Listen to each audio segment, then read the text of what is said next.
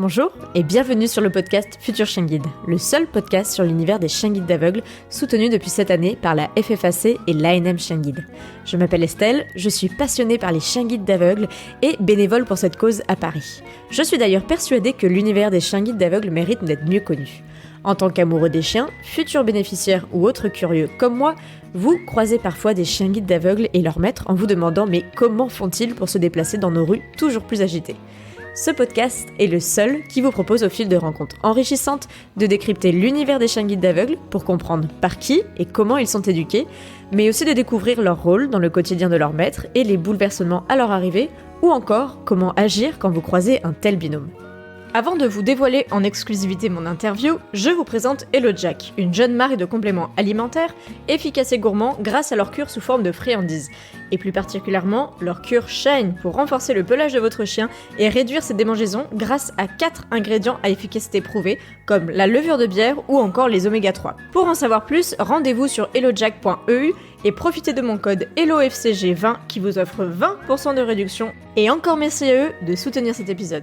Pour en revenir à l'épisode du jour, c'est de manière complètement inédite que je passe de l'autre côté du micro à l'occasion de ce 50e épisode grâce à la complicité de Marie VDM, ma toute première invitée dans l'épisode 1 que je vous conseille d'ailleurs d'écouter. Et pour cet épisode exclusif, vous entendrez aujourd'hui uniquement la première partie où je vous raconte comment je suis devenue famille relais. L'enregistrement durant près de 2 heures, j'ai préféré vous réserver l'histoire du podcast pour la seconde partie dans l'épisode 51. Ainsi, de mon projet de devenir éducatrice de chiens guides dès mes années de collège à mon engagement bénévole de famille relais à Paris, je reviens sur toutes les tentatives de devenir famille d'accueil au cours de ces 10 dernières années et plus. Mais aussi sur mon organisation entre vie professionnelle auprès des chèvres et passion pour les chiens guides d'aveugles. Et maintenant, place à l'épisode.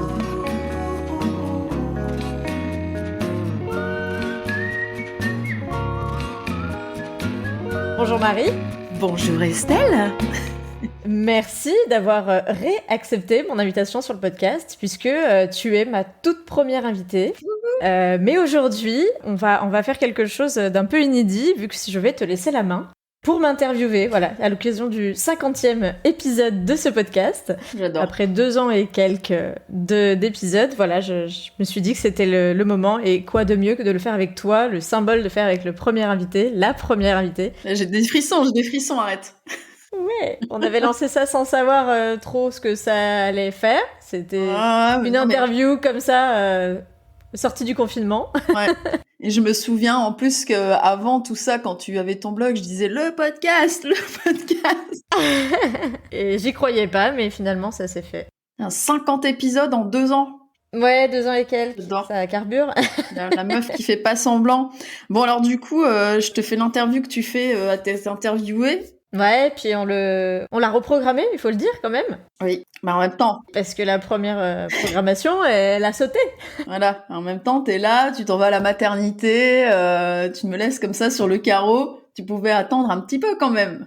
C'est vrai que tu as été la première, de fait, à part mon conjoint, à savoir qu'on était parti à la maternité, puisqu'on devait enregistrer le matin même. Et j'ai dit, en fait, là, ça va pas être possible. Non, mais j'ai quand même eu le texto de Clément avec ton téléphone qui me dit, oui, nous sommes partis à la maternité, tout va bien. Donc moi, je me dis, bon, bah, ok, c'est juste un check parce que il est arrivé en avance, il me semble. Hein. 15 jours d'avance, ouais. Voilà. Et donc, je me dis, bon, bah, c'est pas grave, on fera ça cet après-midi.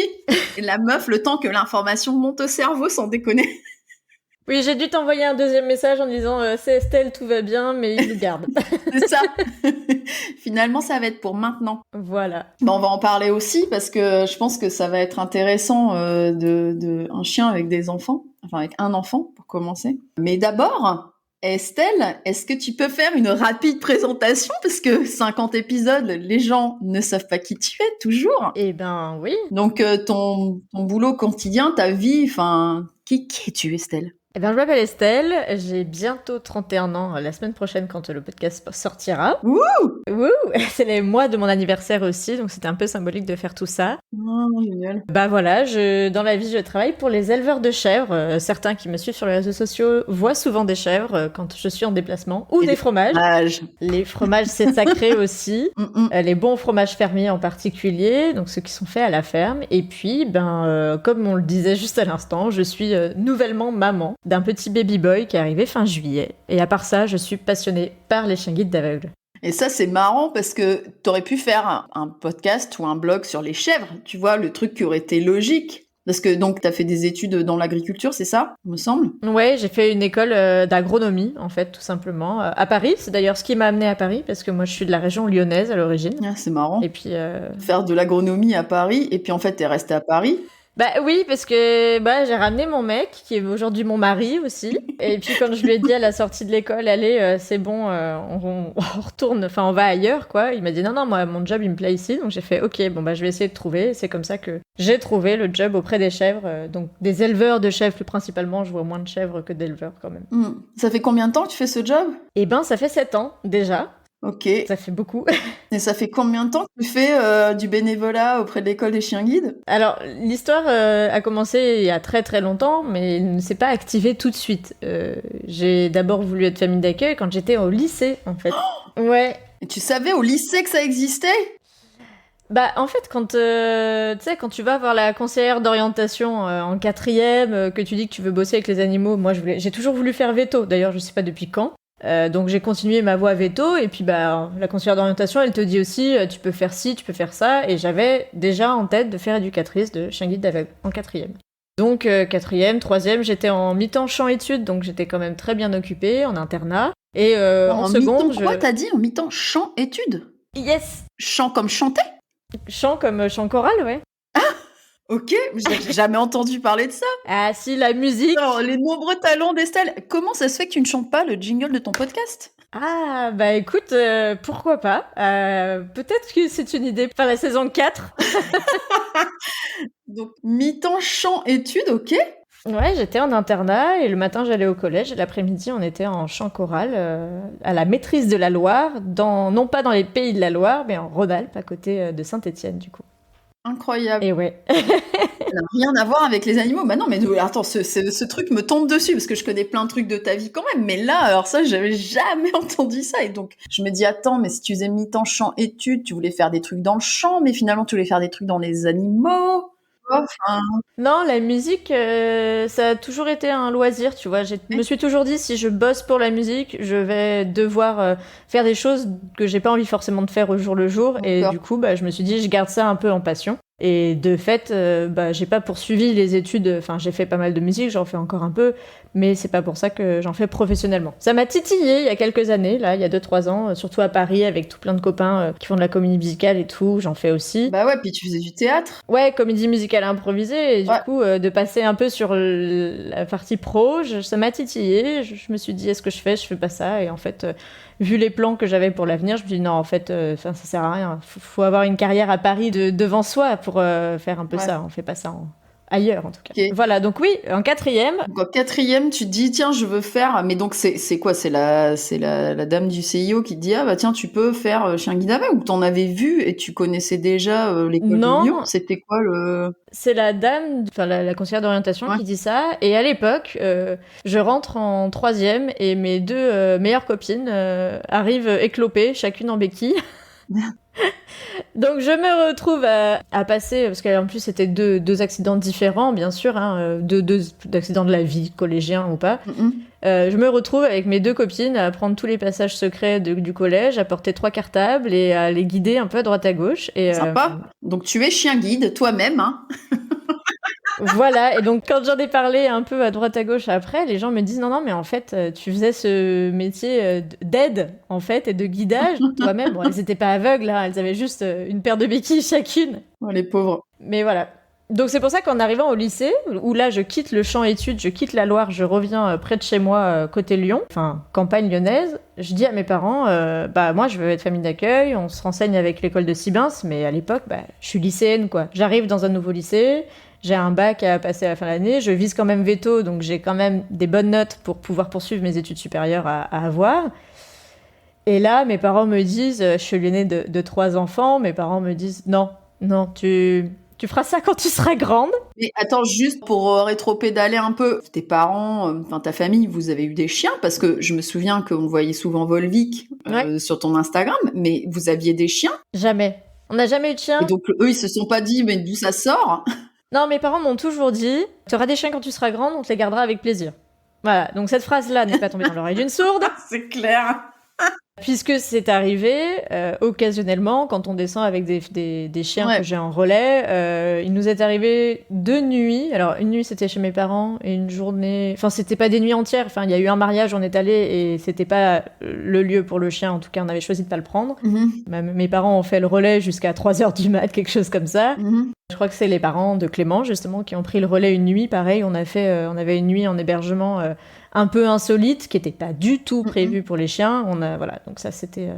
Mais non, mes parents n'ont jamais eu de chien. Après, mon père était à la ferme quand il était jeune. Ses parents sont agriculteurs. Enfin, mes grands-parents, de fait, le sont. Donc, il y a toujours eu des animaux un peu autour de nous. Et moi, ma mère rigolait beaucoup. Mes parents rigolaient beaucoup parce que je me souvenais beaucoup plus des prénoms des chiens de nos amis que de nos amis eux-mêmes, en fait. Et j'avais des albums photos qu'avec les chiens des amis de mes parents. Et dans ta fratrie, t'es genre aussi celle qui est gaga des chiens, ou les autres aussi, ils sont fans de chiens? Ouais, j'ai 2 jeunes frères et ils sont pas gaga de chiens du tout. Non, c'est pas leur truc, tu vois. Ah ouais, c'est fou ça. C'est comme ça. Ouais. Bon, moi je suis gaga de chien, hein, comme tu sais, mais mon frère aussi est gaga de chien. Je me sens, tu vois, mon endroit quoi. On a grandi avec des chiens. Enfin bref, voilà. Du coup, je me posais la question. Bon, et donc. Tu es au lycée, tu n'auras pas de chien guide.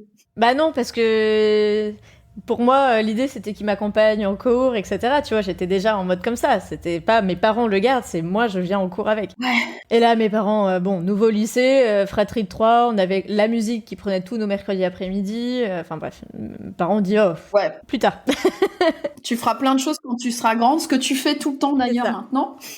Et avec le recul, ils ont eu raison, parce que quand je vois l'engagement que c'est, je pense que c'était pas compatible avec notre emploi du temps, la vie qu'on menait à l'époque, à savoir beaucoup de déplacements pour la musique, beaucoup de choses, le lycée, des bonnes notes à avoir, enfin voilà. Et puis j'avais pas le permis, donc c'était vraiment mes parents qui auraient été mon ouais, je pense que ça aurait été eux qui auraient eu beaucoup de gestion à faire dessus. Enfin, c'est pas une décision anodine. Mais d'ailleurs, dans tous tes interviewés, il y avait Océane qui elle a commencé les chiens guides. Enfin moi j'avais toujours halluciné parce que je crois qu'elle avait dû commencer en bénévole. Je me souviens avoir rencontré il y a hyper longtemps en fait à l'école au JPO et tout.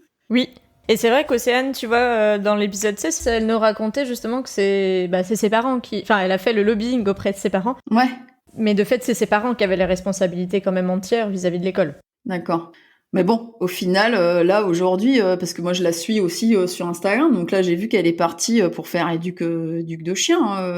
Exact. Tu n'étais pas la seule à avoir des vocations comme ça. Ça doit te faire plaisir aussi de te dire, tiens, c'est marrant de retrouver un peu ton profil dans d'autres gens, quoi. C'est ça, et à l'inverse aussi, si tu écoutes l'épisode qu'on a fait avec Marjolaine, la rentrée, épisode 48, elle, c'est une maman qui a proposé ce projet-là avec ses enfants, et du coup, elle parle beaucoup de cette charge, de cette responsabilité, et ça a été beaucoup allégé quand il est rentré en éducation, Safran.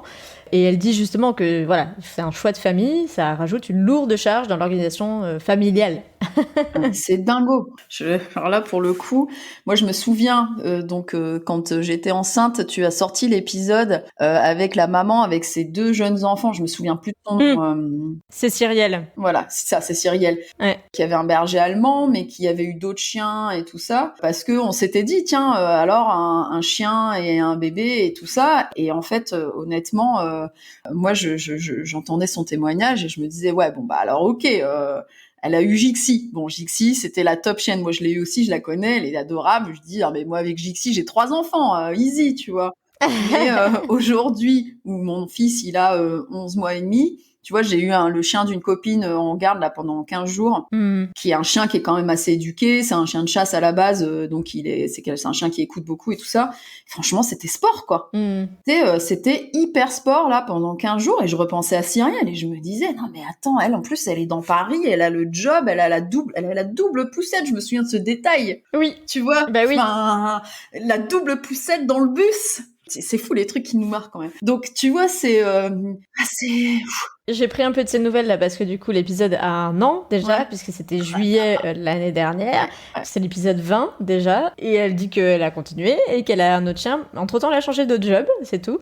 Mais de fait, elle nous a envoyé une photo là, je l'ai partagée dans la newsletter de fin juillet, et c'est génial quoi, elle continue. Mais en effet, c'est une sacrée charge. Donc mes parents m'ont dit, avance dans ta vie. D'accord. Et avec le recul, et mes parents et moi, je pense que c'est vrai que c'était pas le bon timing pour l'engagement que pouvait y mettre chacun, quoi. Et donc, du coup, t'as avancé dans ta vie jusqu'à quel moment? Parce que ça, c'est un truc que t'as dû garder sous le coude tout le temps en disant, bon, alors, est-ce que là, c'est le moment? Non, c'est pas le moment. T'as fait ça longtemps après, quand même. Ouais, alors après le lycée, j'ai fait des études supérieures un peu exigeantes. J'ai fait une classe préparatoire. Et là, la classe préparatoire aux grandes écoles, Ouais, non. le projet, il était même pas dans ma tête. Enfin, Non, il mais était ça, c'est dans pour un les coin de ma tête, mais pas pour ces années-là. Et donc, j'ai fait 3 années de classe préparatoire. J'ai fait 2 deuxième année. D'accord. Et c'est en arrivant, comme tu disais, à Paris pour l'école d'agronomie que là, le projet est ressorti. Ouais. Donc, j'ai fait les démarches. Je suis allée...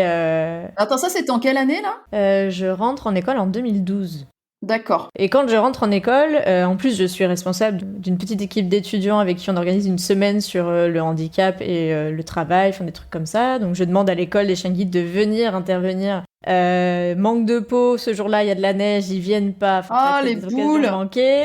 Ah, tu devais être dégoûtée. Voilà. Je pousse le projet, je fais une réunion d'information avec mon copain qui à l'époque est en Erasmus en Suède. Il revient une semaine. Cette semaine-là, on fait une réunion d'information. Enfin, tu sais, genre le truc un peu incongru pour se lancer dans le projet. Et je demande à tout le monde. Tout le monde dit OK, les profs, etc. Sauf le mec des résidences étudiantes Ah, qui dit oh, la lourdeur. s'il y a un chien, il y en aura 15, il est hors de question. Et de ma petite jeunesse d'étudiante, je suis triste, mais je dis, là, j'ai tout fait, quoi. J'ai poussé.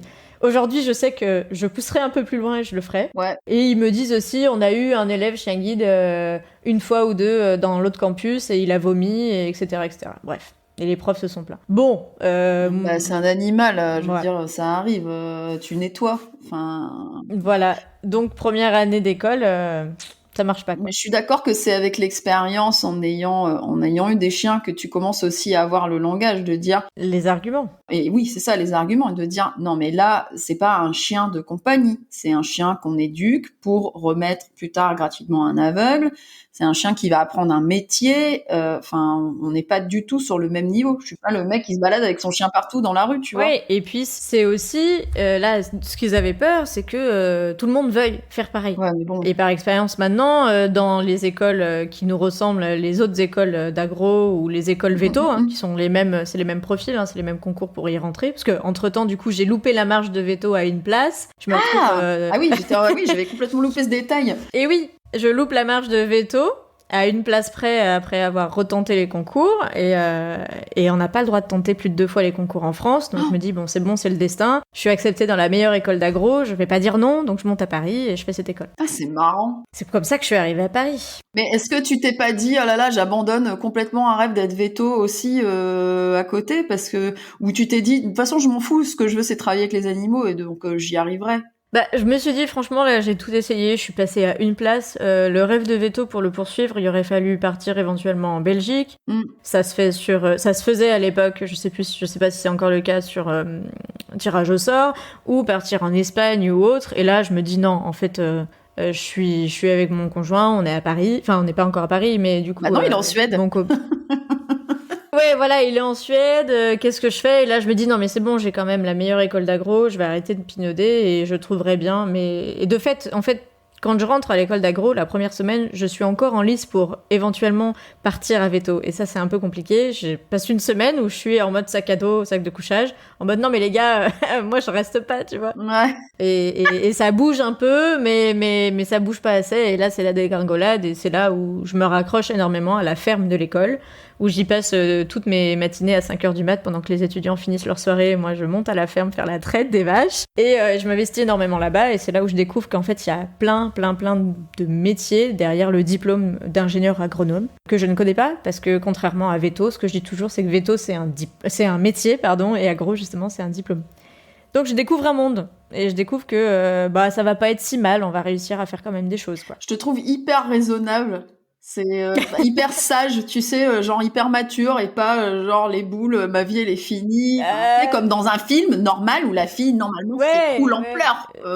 C'était il y a 10 ans, j'ai pleuré, hein. Ouais. J'étais au bout de ma vie, mais je suis immédiatement allée voir. Parce qu'en plus, le pire, c'est que j'avais une prof qui était veto et qui était là face à nous. Et je disais, mais attends, elle est veto, elle est là, elle est prof devant nous alors qu'elle a fait l'école. Enfin, pourquoi elle fait pas son vrai métier, tu vois? Et donc, j'avais un peu la haine. Puis j'ai aussi des copains qui sont allés à veto et qui aujourd'hui le sont pas parce que ça leur a pas plu. Et je sais pas moi ce que j'aurais fait, mais en tout cas, moi, l'idée c'était pas de faire des chiens-chats, c'était plutôt de faire pas que des chiens-chats, c'est de faire aussi ce qu'on appelle la rurale, les vaches, les chèvres, etc. Ouais. Ce qui aujourd'hui est un grand manque dans les campagnes en plus. Tu relis vachement avec finalement le monde de tes grands-parents, quoi. Bah ouais.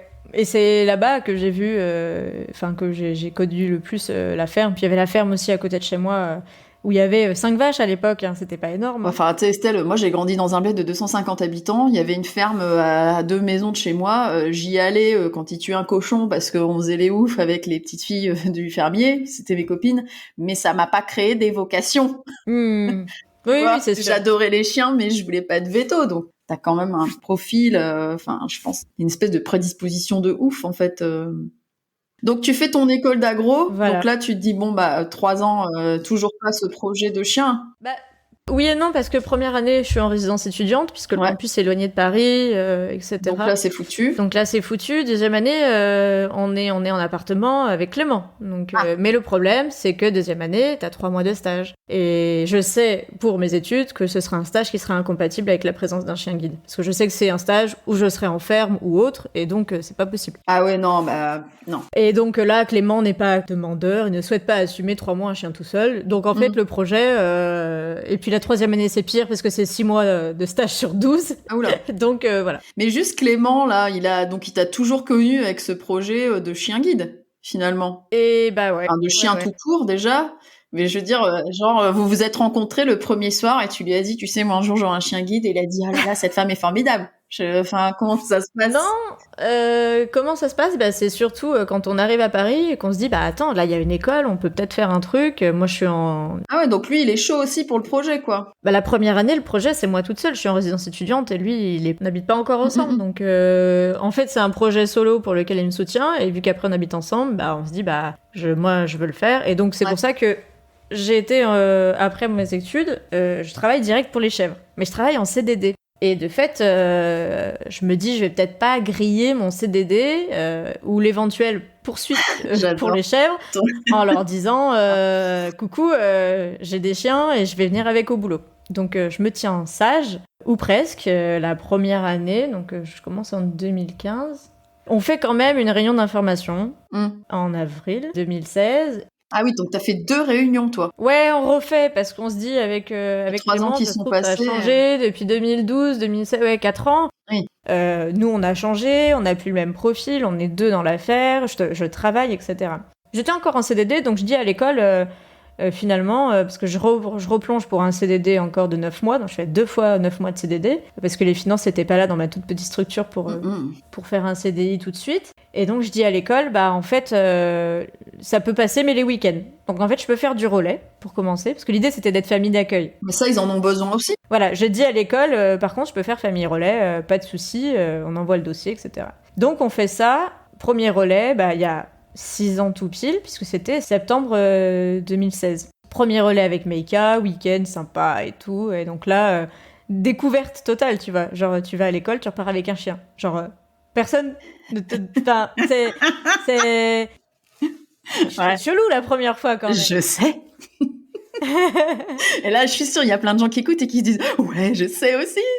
Et oui, je suis responsable de ce chien, c'est moi le chef. Ça. On bombarde de photos, mais pas trop à la fois. Enfin, d'ailleurs, les photos que je peux partager de mon week-end avec Meika, elles sont pas exceptionnelles. On a les téléphones de l'époque, en plus, qui sont pas exceptionnels en termes de photos. Ça va, c'est 2016, c'est pas non plus...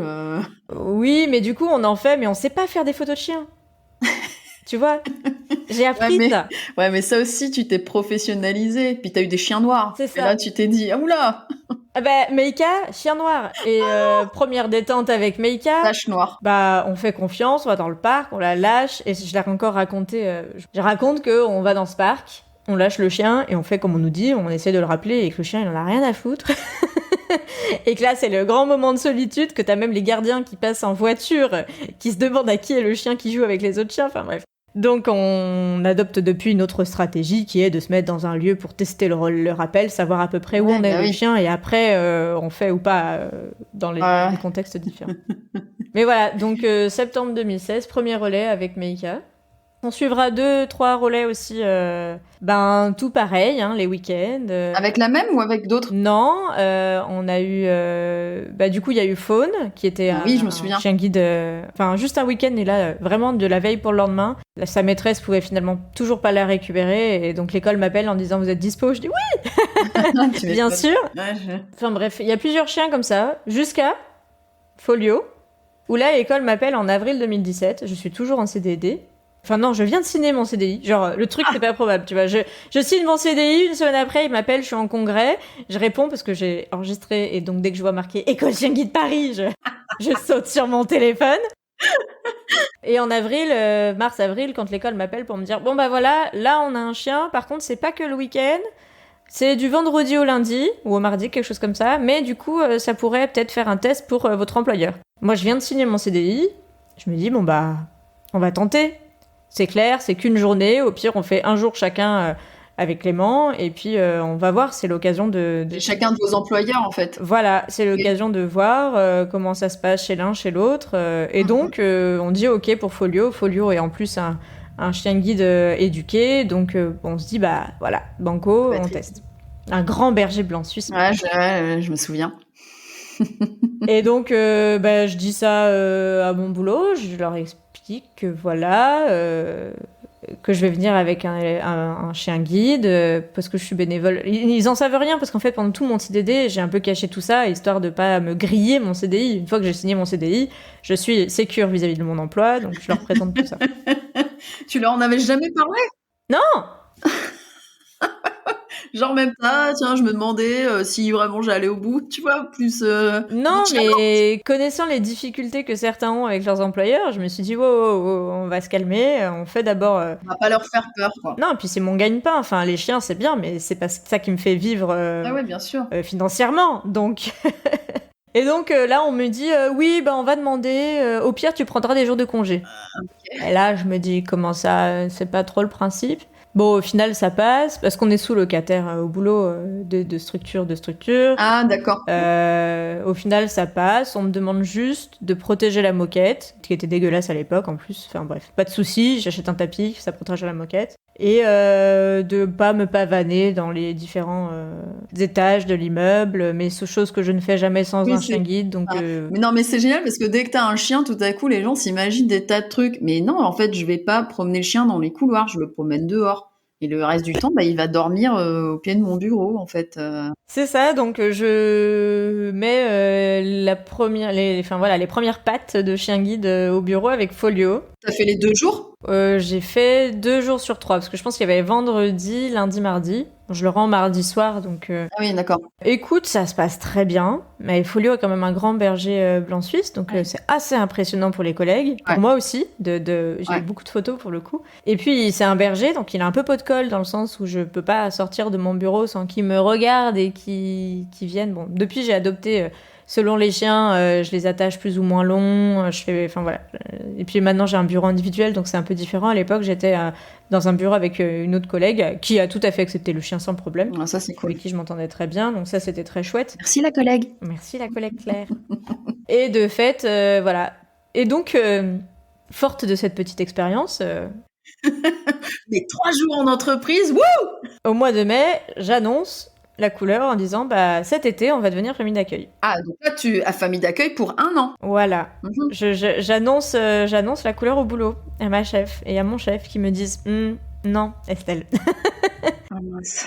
Parce que du coup je demande pas, j'annonce, puisqu'il ne faut pas demander puisque le droit existe. Donc je leur dis juste, voilà, cet été on va accueillir un chien avec Clément pour 1 an, etc. Puis il va m'accompagner de partout. Et là ils me disent, non, Estelle, ça va pas se faire. Il faut quand même se mettre d'accord avec l'employeur. Voilà. Ouais. Mais tu sais, j'étais jeune, donc 2017. Ouais, mais je pense que voilà, c'est ce que tu viens de dire juste avant. Forte de cette expérience avec Folio, tu te dis, bon, nickel, 3 jours c'était bien, ils vont me dire ok, enfin, je sais pas. Voilà. C'est ça. Et 2017, j'annonce ça. J'avais l'école Chien Guide Paris derrière qui me suivait, qui m'avait dit oui, il y a des chiots qui arrivent cet été. L'idée, c'était de profiter de la période estivale pour faire les premiers mois du chiot avant d'arriver dans la rentrée qui est un peu costaud. Et le boulot, à juste titre, maintenant, je le comprends mieux parce que j'ai un peu plus d'expérience dans ce job. Je comprends aussi ce qui a été... En fait, moi, j'ai été recrutée pour bouger de partout en France. Bon, là, avec le baby qui est arrivé entre-temps, j'ai changé un peu de statut. Et le Covid, mais à l'époque... Il y a une petite pandémie qui est passée par là. C'est ça. À l'époque, en 2017, on m'a recruté, justement, on est 2 salariés, il y a ma chef et moi. Donc, en fait, pour m'envoyer à droite à gauche, et avec le recul, je comprends bien que ça aurait été un peu compliqué si ce n'était pas assumé. Si ça avait été assumé par l'entreprise, ça n'aurait pas posé de problème. Mais vu que là, il ne l'assumait pas, ça aurait posé des problèmes dans les déplacements, dans la représentation. Tout ça, ouais. Et puis moi, je suis dans un job de représentation. Je représente les éleveurs de chèvres. Moi, ils m'ont dit, ça va brouiller les pistes. On va parler plus du chien que des éleveurs de chèvres. Et avec le recul, il est vrai que quand t'as un chien à tes côtés... Ah, c'est vrai. Et puis, il aurait fallu demander ou prévenir à chaque fois... parce que je vais dans des lieux, dans les ministères, dans des institutions, dans des choses comme ça. Enfin, bref. Ouais. Avec le recul, il est vrai que ça aurait été compliqué si c'était pas assumé. Mais même, ça reste quand même extrêmement contraignant parce que c'est ce que tu dis, il faut prévenir. T'as envie de pas dire que c'est de demander des autorisations parce que la loi, etc. Mais il faut prévenir et les gens, ils vont quand même te dire, bah non, moi, j'ai toujours été indépendante. J'ai eu des clients chez qui j'allais, il y en a qui m'ont dit oui et il y en a qui m'ont dit non. Et donc j'ai dû trouver aussi des systèmes des fois parce que je voulais pas laisser le chien tout seul trop longtemps parce que même si t'as des chiens qui savent rester seuls 2 heures ou 4 heures, moi j'avais pas forcément envie de les laisser seuls aussi longtemps ou alors tu vois je passais la journée chez un client. Voilà, moi j'avais pas en plus je vivais seule, je vivais pas avec mon conjoint. C'était mon truc, c'était pas vraiment son truc. Il aimait bien les chiens, mais voilà. Donc, et il a eu d'ailleurs parce qu'un jour il a emmené le chien à son boulot et la manager de la boîte lui a quand même dit bon, écoute, ça va pour cette fois, mais faudrait voir à pas transformer l'open space. Ouais, enfin en gros la boîte en chenil quoi. Moi, j'hallucinais parce que c'est quelqu'un que je connais. Je veux dire, elle savait très bien que c'était mon engagement. Elle sait très bien pourquoi c'était. Et bon, j'avoue, ça reste hyper décevant, je trouve, d'avoir ce genre de réaction parce que tu te dis, mais enfin, je fais pas ça pour le fun ou. Enfin, si, parce que c'est fun. Mais... Au boulot, j'ai bien compris qu'il soutenait la démarche. C'est vrai que c'est légitime. Voilà, mais que c'était pas compatible avec tout. D'ailleurs, ce qui était rigolo, c'est que donc Clément est bien sûr allé avec Folio aussi au bureau, et là, accueil complètement différent, royal, clairement. Ouais. Genre, pas de soucis, le chien quand tu veux. Après, on n'a pas les mêmes postures aussi et les mêmes jobs. Clément, à l'époque, il était quand même consultant, donc il allait quand même chez les clients. Et il a eu l'occasion d'aller parfois, je me souviens qu'il est allé avec Fonda l'année après chez un client. Le client, justement, ils avaient prévenu et la boîte de Clément avait dit, c'est Clément, c'est le consultant avec le chien aujourd'hui ou le consultant sans le chien dans un mois, quoi. donc ils n'avaient pas forcément eu le choix. Enfin, dans un mois ou je sais pas plus tard. Enfin, c'était un peu comme ça. Et je me souviens même, et ça c'était excellent. Il a fait un consulting dans une boîte où Nolka avait son badge. Nolka avait son badge avec marqué Nolka, chien guide dans cette boîte.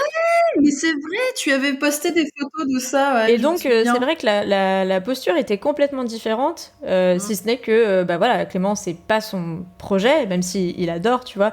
Il voit quand même, et je le dis souvent, pour lui, c'est contraignant aussi. T'es obligé de t'arrêter tout le temps, tu parles à ton chien alors que tu parles à ton collègue. Enfin, c'est un peu perturbant pour tout le monde. Et de fait, quand moi, on a dit non au boulot, j'ai dit à Clément, est-ce que t'es OK ? Et tu as le chien principalement. Et il a dit non. Donc j'ai dit, OK, voilà, on est ensemble dans la vie, mais je suis pas là pour lui mettre des bâtons dans les roues. S'il veut pas, c'est sa volonté, c'est comme ça. Donc quand on me dit non, je m'en mords un peu les doigts. Je comprends pas, déjà, au début. Maintenant, je comprends un peu avec le recul. Et puis, je dis à l'école, non, en fait, on va continuer les week-ends. Ce que je pensais aussi quand tu dis Clément, ça passait bien. Clément, il bosse pas dans les animaux. En fait, je trouve que l'argument, on représente les chèvres et le chien va brouiller les pistes, il est hyper légitime, en fait. Tu vois, Oui, et puis on fait pas le même boulot. Clément, il était consultant à l'époque. Mm. Il avait des relations humaines et sociales, mais moi, mon boulot, c'est de Oui. parler aux gens, quoi. Alors moi, tu vois, en étant donc graphiste, quand je venais avec le chien, il y avait vraiment cette image, c'est la graphiste au chien, mais on savait que j'étais graphiste. Oui. Après, quand tu rencontres d'autres gens dans un cadre complètement différent, ils croient que t'es éducateur canin. Et donc là, t'es là genre, mais pas du tout.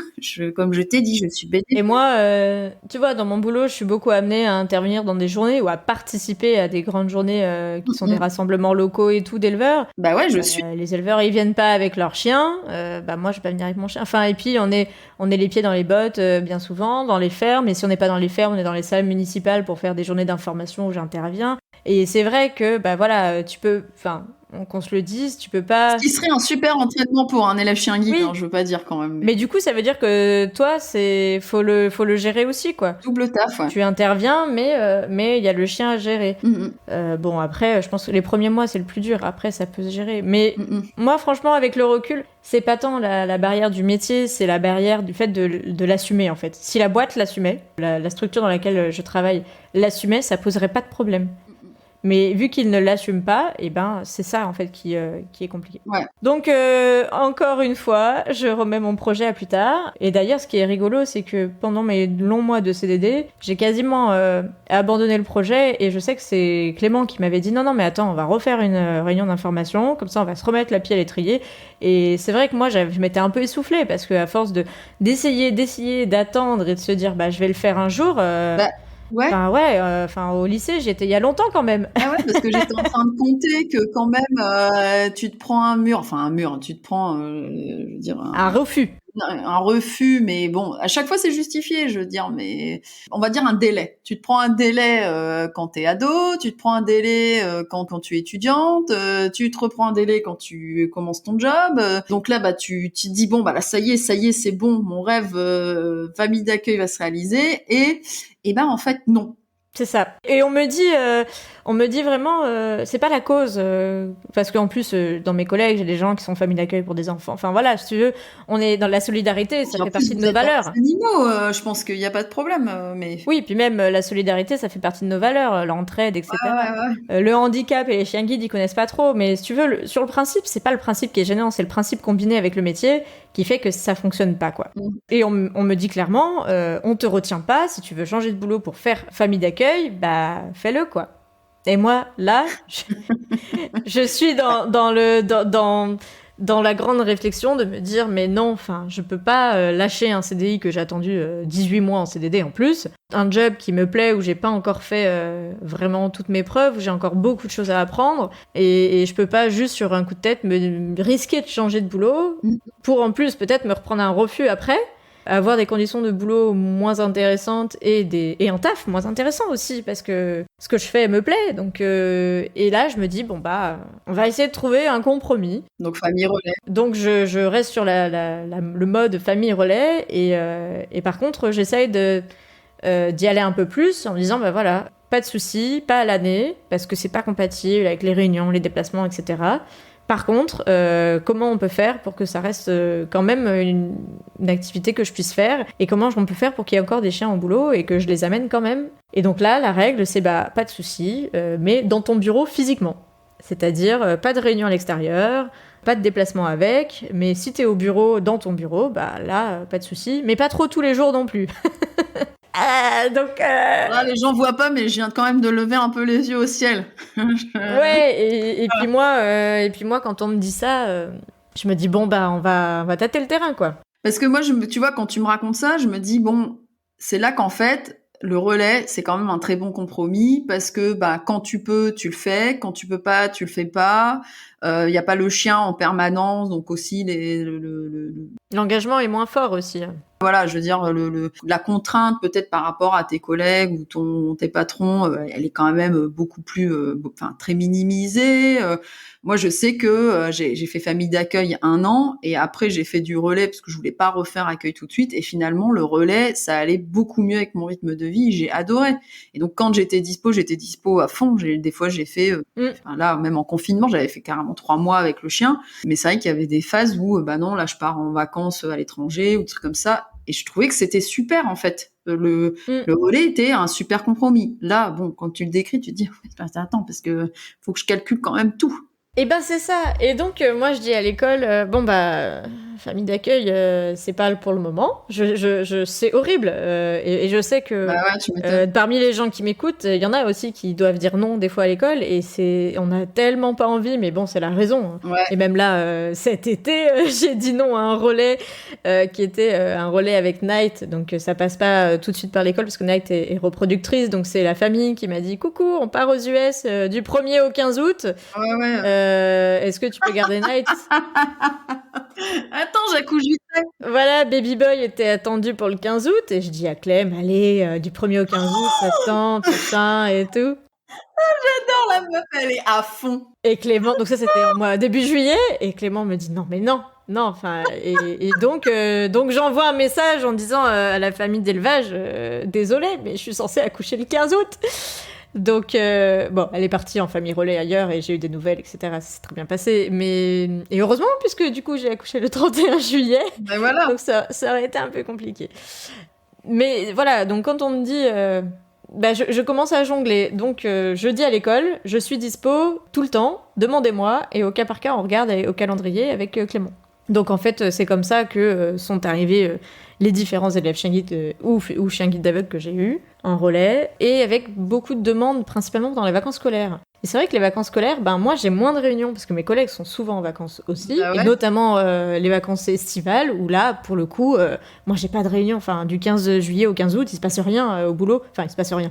Tu récupères tout ce que t'as pas eu le temps de faire dans l'année avec les déplacements, mais t'as pas de déplacement, t'as pas de réunion, donc c'est idéal. Tu partais pas de toute façon en période voilà. de vacances scolaires à ce moment-là, donc. Voilà, donc on arrive à, tu vois, entre 2017 et aujourd'hui, on fait plein de relais et on fait au cas par cas. Clément prend sur les journées, s'il y a une journée dans le relais où je peux pas, il prend le relais de mon relais. Et on arrive comme ça à gérer plein de relais. Des courts, des moyens, des longs, un peu de tout. Et puis arrive le Covid, le télétravail. Clément change de boulot aussi avant. Il en est à son 3e boulot là depuis qu'on est famille d'accueil, enfin famille relais du coup. Ouais. Dans le 2e job, il l'a jamais fait. Clairement, avant de changer d'ailleurs, il a essayé de l'annoncer, mais je crois que j'en parle parfois dans les épisodes. Il a essayé de dire carte sur table parce qu'il était en position de force à chaque fois dans ses entretiens, en disant voilà, et puis pour info, on est bénévole, donc je viendrai de temps en temps avec des élèves chiens guides, etc. Dans 2 de ces jobs, pour des raisons différentes, ils ont dit non. Et ils ont dit non, et c'est pas ça qui a fait qu'il y est pas allé, mais ça, voilà, quand t'es en position de force et que tu peux te permettre de dire non, je cherche ailleurs, tu le fais, quoi. Il y en a un qui a dit on veut pas que l'open space devienne un cours d'éducation canine. Ouais. Ok, super. Banque assurance, hein, les deux. Donc tu te dis, les cocos, vous êtes un peu... Non Mission handicap, ils ont dit, ça nous concerne pas, hein. Banque assurance.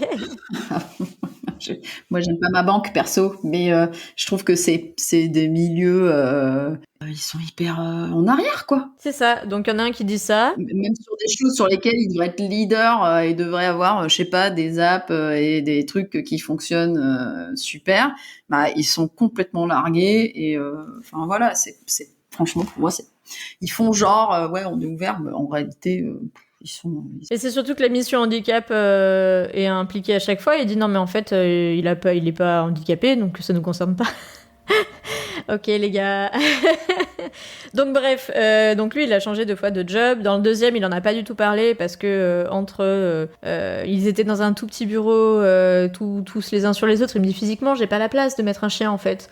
Il va se mettre où Et donc ils attendaient la grande tour, et la grande tour est arrivée pendant le Covid, et il a changé de job, etc.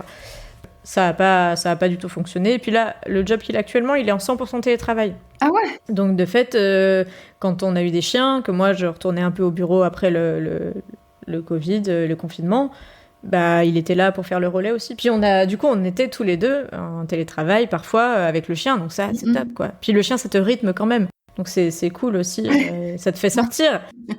Par rapport au télétravail, c'était bien. On allait faire la pause du midi au parc, voilà, c'est chouette quoi. C'est des trucs que tu peux pas forcément faire parce qu'il n'y a pas forcément de parc moi autour de mon boulot. Et puis on était ensemble, donc c'était cool.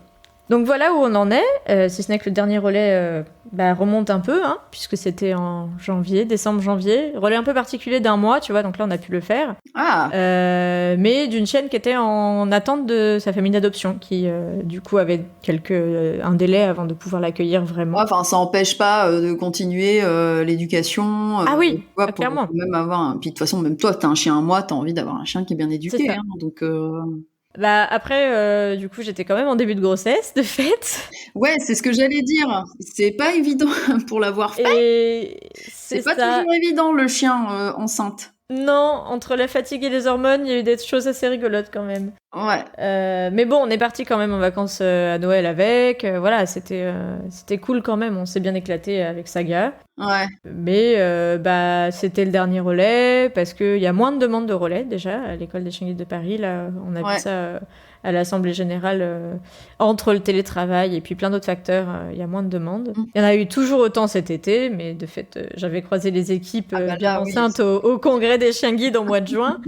Donc, je pense que personne ne m'a envoyé de message de manière consciente. Voilà quoi.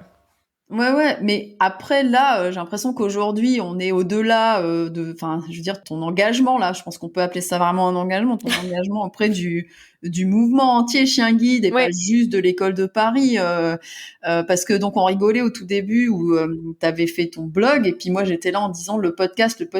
La genèse du blog, c'est quoi en fait ? Et voilà, c'est la fin de la première partie de cet épisode inédit. Merci à vous de l'avoir écouté, en espérant que toutes ces confidences vous auront plu. Merci à Marie d'avoir accepté immédiatement de jouer les intervieweuses. J'ai hâte de vous dévoiler la seconde partie. Pour compléter votre écoute, vous pouvez retrouver sur futurchienguide.fr plein d'articles sur mes premiers relais, mais aussi des photos de chacun des chiens accueillis en relais et très bientôt la transcription intégrale de cet épisode.